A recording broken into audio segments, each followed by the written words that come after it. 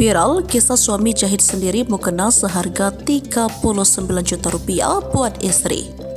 Demi menghargai perjuangan dan pengorbanan istri tercinta, seorang suami memberikan hadiah mewah hasil karyanya sendiri.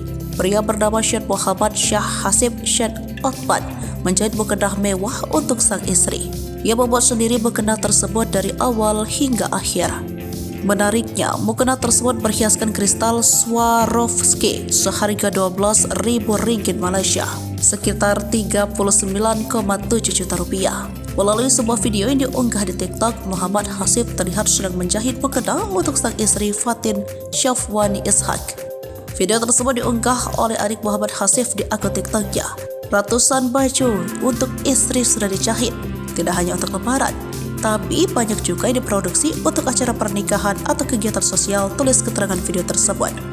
Menurut keterangan Muhammad Hasib, sang istri sebelumnya sempat mengutarakan keinginan untuk memiliki mukena seperti ratu.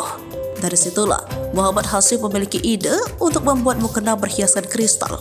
Muhammad Hasib juga menuturkan bahwa kado mukena ini merupakan wujud tercintanya kepada sang istri yang selama ini sudah berjuang bersama. Ia juga menegaskan bahwa cerita ini dibagikan bukan bermaksud untuk sombong atau pamer.